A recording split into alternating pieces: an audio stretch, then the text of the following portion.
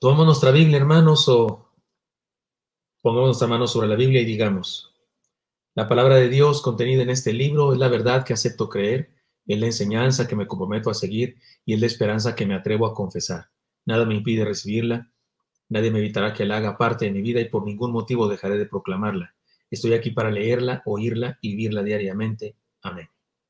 Señor Santo, háblanos, por favor, bendícenos según necesitamos hoy, Señor. Queremos oír tu palabra, tu voz. Danos, Señor, lo que necesitamos. Te lo pedimos en Cristo Jesús. Amén. Tus hechos no me dejan ver la gracia que predicas, se llama el estudio de hoy. Es un estudio rudo, así es un estudio de exhortación, definitivamente. La gracia que todos necesitan, le podemos llamar también para que se oiga más lindo. Vamos a leer el texto, es Gálatas 2, 14, 19, y verá usted por qué le he llamado así a este texto. Dice: pero cuando vi que no andaban rectamente conforme a la verdad del Evangelio, dije a Pedro delante de todos: si tú, siendo judío, vives como los gentiles y no como judío, ¿por qué obligas a los gentiles a judaizar? Nosotros, judíos de nacimiento y no pecadores de entre los gentiles, sabiendo que el hombre no es justificado por las obras de la ley, sino por la fe de Jesucristo, nosotros también hemos creído en Jesucristo para ser justificados por la fe de Cristo y no por las obras de la ley, por cuanto por las obras de la ley nadie será justificado. Y si buscando ser justificados en Cristo también nosotros somos hallados pecadores, ¿es por eso Cristo ministro de pecado? En ninguna manera. Porque si las cosas que destruí las mismas vuelvo a edificar, transgresor me hago. Porque yo por la ley soy muerto por la ley, a fin de vivir para Dios. Amén. Señor, háblanos, por favor, bendícenos. Amén. La semana pasada estudiamos el pasaje anterior, por supuesto, a este, en donde Pablo habla de Pedro y dice del mal comportamiento que está teniendo Pedro. Pero ahora nos cuenta que incluso confrontó a Pedro personalmente, lo confrontó cara a cara. Y me parece que de esto podemos tener entonces alguna enseñanza. Digamos lo siguiente: la historia que iniciamos en los capítulos anteriores aún no termina. Ahora nos enfrentamos a un hecho muy revelador. Pablo confrontó a Pedro delante de todos. Lo confrontó, pero en una reunión, al parecer, en una reunión. Eso sí que es un asunto interesante. ¿Pueden imaginarlo?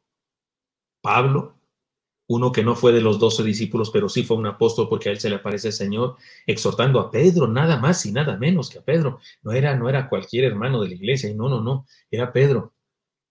Una reunión de cristianos llena de compañerismo. Posiblemente Pedro predica la palabra en ese culto y de pronto, después de entonar el último himno, Pablo se levanta, mira a Pedro y le dice: si tú, siendo judío, vives como los gentiles y no como judío, ¿por qué obligas a los gentiles a judaizar entonces? Posiblemente la frase delante de todos no significa delante de la iglesia, sino tal vez delante de los que, como Pedro, habían caído en la simulación. Tal vez esté exhortando a todos los que hicieron lo mismo. De cualquier manera, el evento debió ser muy penoso y tenso.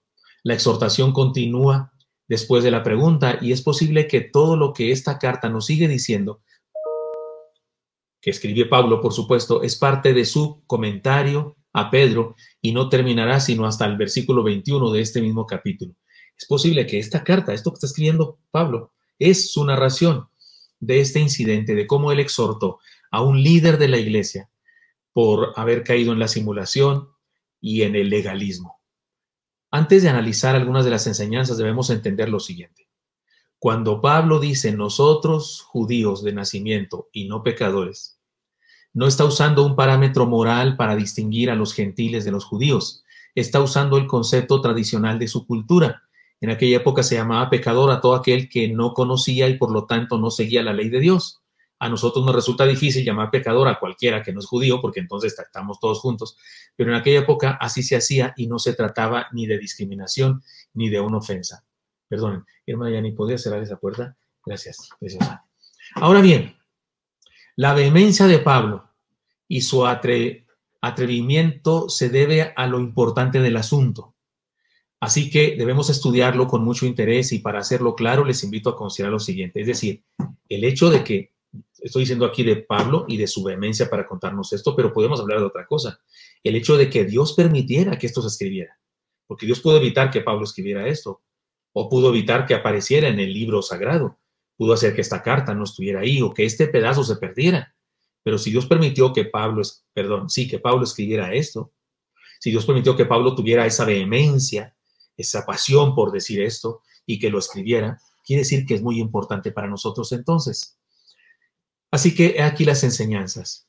Experimentar la gracia es lo que todo ser humano necesita, conozca o no conozca la ley de Dios. Punto. La gracia nos unifica a todos. Todo ser humano necesita la gracia de Dios. El discurso de Pablo para Pedro es más extenso, pero debemos analizarlo por partes. En esta porción que nos corresponde estudiar en este capítulo, debemos reconocer lo siguiente: tanto los gentiles como los judíos necesitaban la gracia de Dios. Eso es lo que le dijo Pablo a Pedro. ¿Qué te pasa? ¿Por qué simulas tú como que no te juntas con los gentiles? Y además, ¿por qué quieres que los gentiles se hagan judíos? Si a todos nos dio gracia a Dios, los judíos son salvos por gracia y los gentiles son salvos por gracia. Nadie es salvo por otra razón más que por gracia. Esto es una verdad para todo ser humano. No existe diferencia ni de época ni de raza. Nadie será salvo ni es salvo por ninguna otra cosa que no sea por la gracia de Dios. Adán y Eva, Moisés y David y cualquiera de cualquier época, si experimentó el amor de Dios, si experimentó la salvación de Dios y su misericordia, no fue por ninguna otra razón que por gracia. Job experimentó la bendición de Dios por gracia. Y Elías experimentó la bendición de Dios por gracia. Todo es por gracia. No solamente la mujer hallada en el acto del adulterio, no solamente los publicanos y pecadores a los que Jesús alcanzó salvando, predicándoles. No, todos fuimos salvados por gracia. Los judíos conocían la ley al pie de la letra, pero también sabían que no podían cumplir con ella. Pablo entendía muy bien esa parte. Él había tratado de cumplir la ley más que cualquiera. Sin embargo, jamás había sentido la satisfacción de ser aprobado y recibido por Dios. Mientras más se esforzaba por cumplir las minucias de la ley, más se hundía en la frustración de saber que no llenaba el perfil.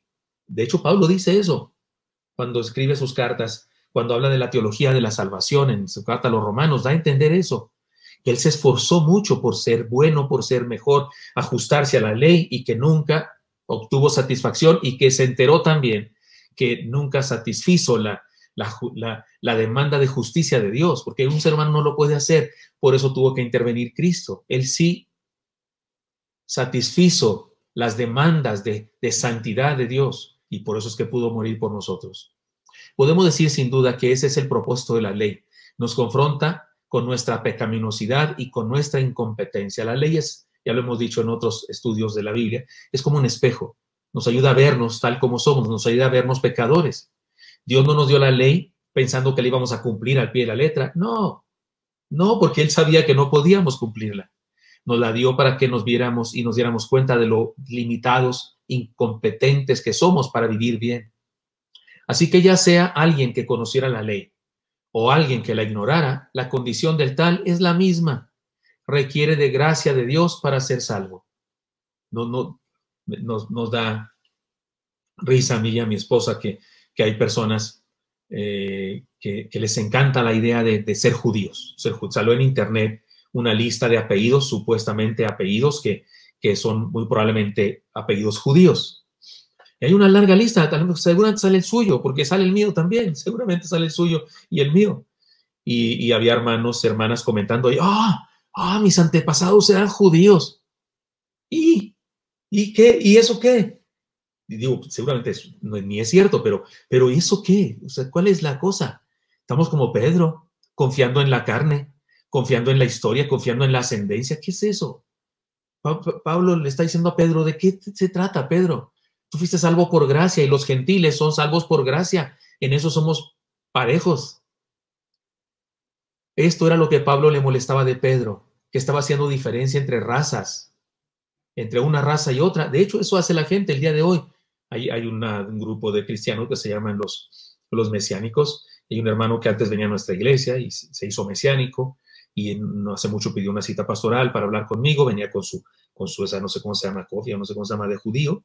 Él es más mexicano que los nopales, igual que yo, pero venía acá con su cosa esa y entonces me llegó y, pastor, vengo a decirle una noticia, una buena noticia. He investigado y analicé que en el último barco que vino de no sé dónde, no sé qué, llegó ¿me va a hablar de judaísmo?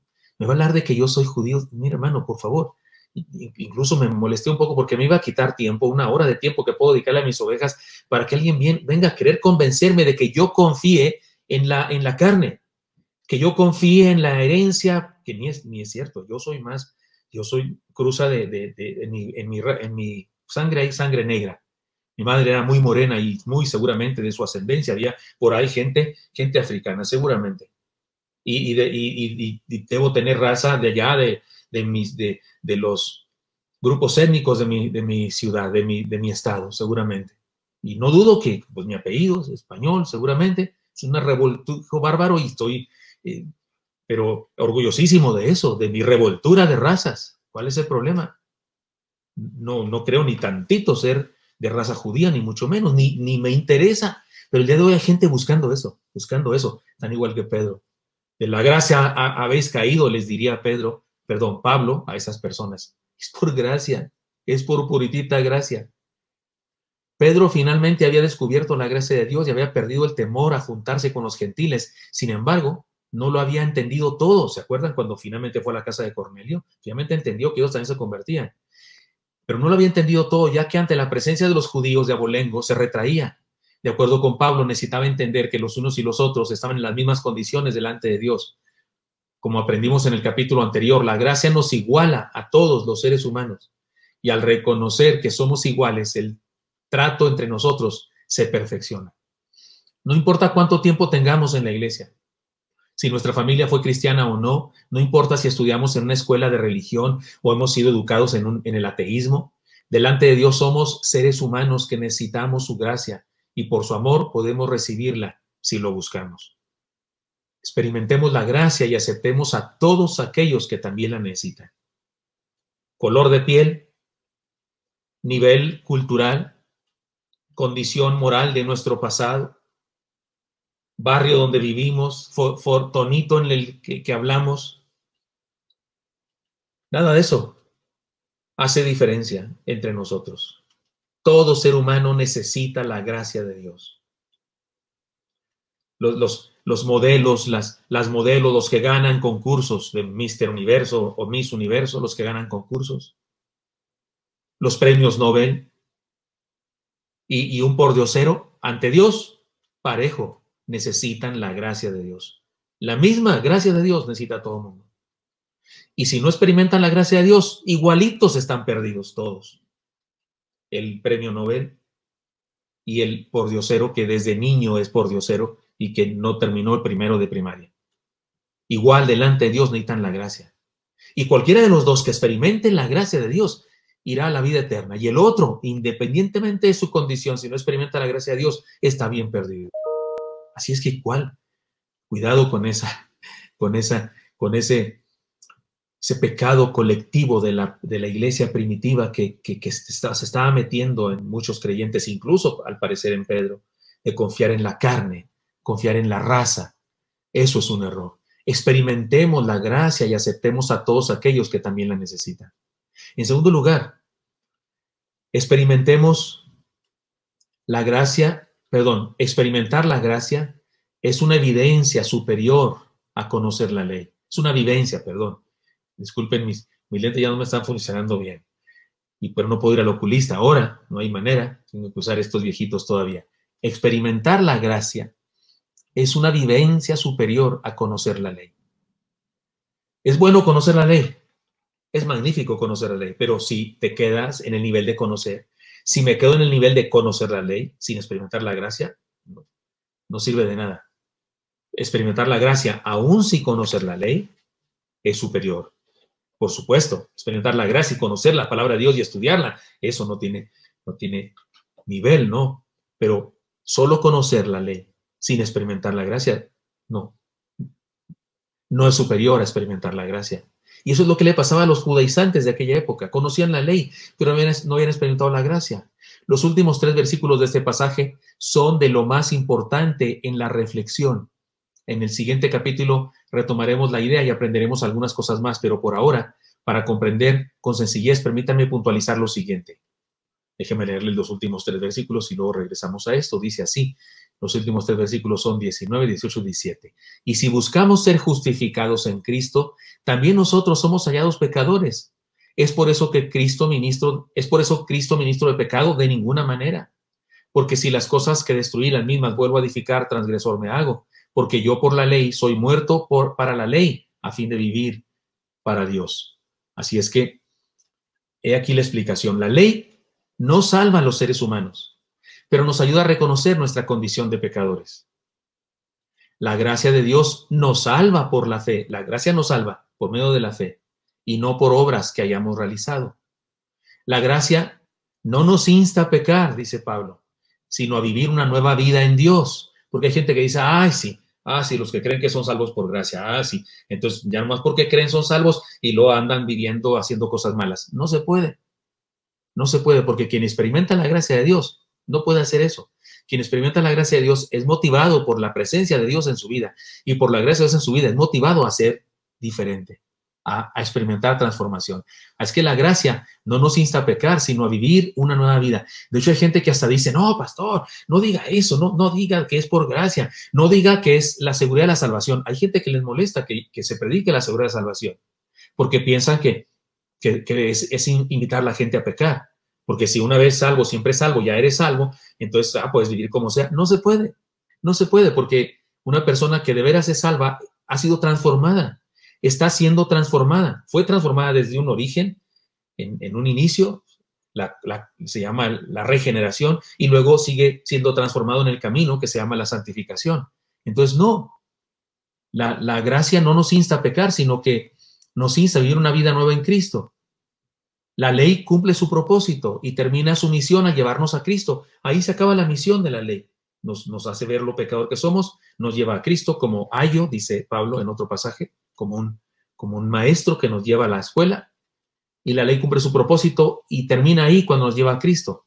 Si después de haber creído en Cristo y de haber sido justificados por la gracia pretendemos de nuevo cumplir la ley, nos convertimos en transgresores de la misma. ¿Sabe por qué? Porque no la podemos cumplir del todo. No es posible. No podemos los seres humanos. Nadie. Pablo mismo lo dice en la carta a los Romanos, lo que no quiero hacer hago y lo que quiero hacer no lo hago. Es decir, que así como que, pues ahora tengo que cumplir la ley totalmente, tengo que guardar esto y el otro. ¿En qué me convierto? En transgresor de la ley, porque me sigo dando cuenta de lo pecador que soy. Pero cuando me miro en la gracia de Dios, en que Él murió por mí, entonces soy motivado, sí, a ser mejor, pero no por mi confianza en la ley, sino por la transformación que Dios hace en mi vida. El castigo de la ley es muerte, así que la ley nos mata. Dejamos de existir para ella y ahora vivimos por gracia en Cristo. Por eso usted y yo no somos legalistas. No vivimos pretendiendo cumplir la ley. Vivimos amando a Jesús, caminando por Él. Este ejemplo lo he puesto en varias ocasiones. Tiene usted un perro, el que quiera, un San Bernardo, o esos que parecen burros, ¿cómo se llaman? Un gran danés, aunque el perro más grande del mundo se llama cazador de lobos, son unos perros muy grandes, parecido al gran danés, pero más grandotes. Se llama cazador de lobos, lo usaban para eso, para cazar lobos. Enorme, parece un caballo. Si el gran danés parece burro, este parece un caballo. Usted tiene un perro de esos gigantescos, y un chihuahua, un paisano mío, o un French Poodle, que esos son tacita de té. Hay unos French Poodle, ¿no? Se llaman tacita de té. Le haces, le da un ataque cardíaco y se muere. Son tan finos que se mueren de un susto. Pero bueno, ahí está el French Poodle, que tiene los pies así como si las perritas como si anduvieran con tacones altos. ¿No les ha visto? Parece que tiene tacón alto. Y ahí está. Y usted le da a comer así su quién sé cuántos kilos a su gran danés, o a su San Bernardo, o a su cazador de lobos. Y acá le da su platito al French Poodle con sus 25 croquetitas. Y el grandote se come las suyas de una mordida casi, y luego va y le roba a las suyas, que en una nada y se come también al perrito. Pero usted está ahí con una vara y le da en la mera cholla o en el trasero y hace que el gigantón pues no se la come. ¿Por qué? Porque ahí está la ley, ¿sí? Ahí está la ley, tómala, y le pega. ¿De qué sirve eso? Usted y yo no somos perros a los que nos tienen que estar pegando la ley para que no hagamos cosas. Usted y yo no tenemos que, no puedo hacer eso porque la ley dice, se me antoja eso, pero no lo puedo hacer porque la ley dice. ¿Qué vida es esa? Una vida de muerte, una vida de amargura, queriendo hacer cosas y no las puedo hacer porque la ley me dice que no las haga. Pero si usted educa a ese perro, lo educa y le hace entender que este otro perrito también tiene su derecho y se hace amigo de él y lo quiere, y al rato no solamente no se come su comida, sino hasta le da 2, 3 coquetas de las suyas y le dice, toma, al cabo que con 2, 3 mías ya te llenaste, amigo. Eso es transformación. Claro, eso no se hace con todos los perros, algunos sí son así de lindos, pero el otro día vi en YouTube una señora o a un señor, no sé, que tiene perros, y van y se sientan, parece que oran, y les va diciendo uno por uno, a ver, Firulais, y pasa Firulais al frente y le da de comer, regrésate, y luego le dice, y a tú, ¿cómo se llame? José Alfredo Jiménez, y viene José Alfredo Jiménez y le da su comida y se va, y a cada mascota, así muy respetuosos. Dije, uy, qué orden que tienen los más educados que algunos amigos que yo tengo, pero hay quienes pretenden así dirigirnos por medio de la ley. Y la ley dice, tómala, y la ley dice, tómala, y eso Pablo dice, es una vida de muerte, de angustia, estás sometido a algo. Deja que la gracia de Dios te transforme, deja que la gracia de Dios te guíe y te va haciendo nueva persona, y al rato no haces algo, no porque esté prohibido, sino porque no se te antoja, porque Dios ha transformado tu interior, tu ser. Todo esto significa que vivir en la gracia es una experiencia superior. Aquel que se esfuerza por cumplir la ley se reprime, se autocontrola y se esclaviza a las reglas. Puede conseguir buena reputación, fama y cierta satisfacción carnal de orgullo y soberbia, pero jamás podrá experimentar la paz de haber sido perdonado y rescatado del pecado. En cambio, aquel que se reconoce pecador y sabe que no puede hacer nada para salvarse a sí mismo y se acoge a la gracia de Dios, puede vivir la plenitud de la vida. Así que vivir en la gracia de Dios es vivir de una manera superior. Vivamos la gracia de Dios. Déjenme les cuento una anécdota que puede explicar esto.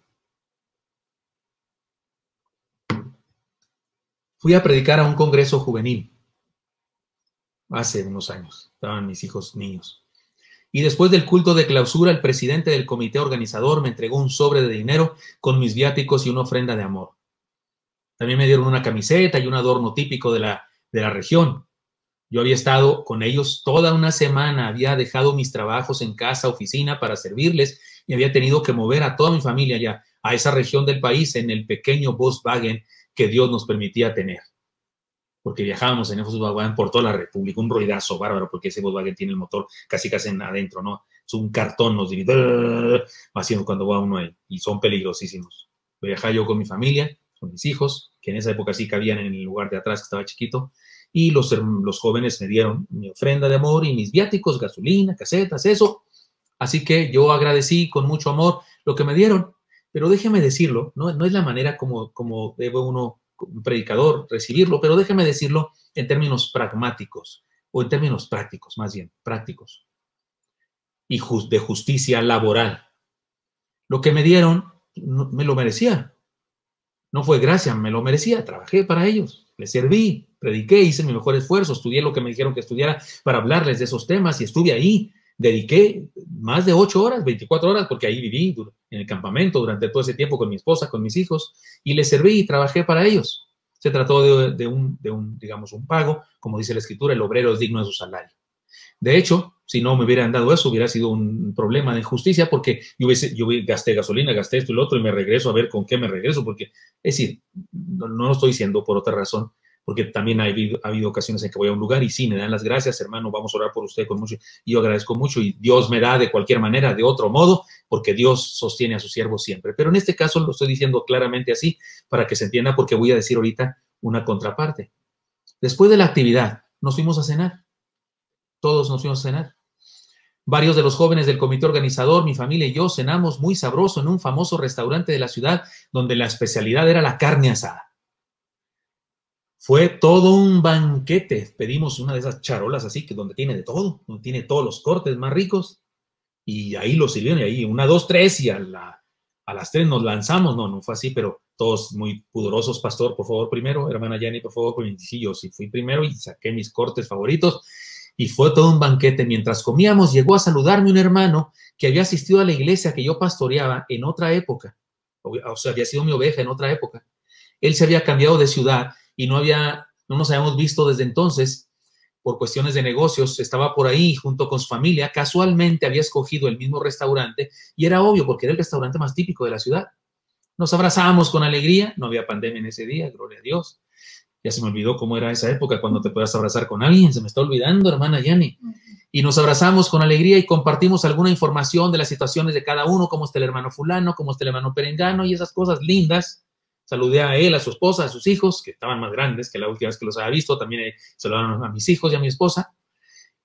Y también hablamos de lo sabroso de la carne que habíamos comido. Y él y su familia habían terminado ya, y a mí me faltaba el postre, una jericaya. ¿Se llama jericaya?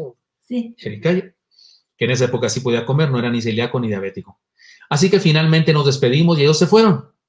Nosotros seguimos comiendo y platicando porque usted sabe que los cristianos no fumamos, no tomamos, pero como comemos. Bueno, con decencia también, ¿verdad? Pero sí comemos. Cuando pedimos la cuenta, nos sorprendió una noticia.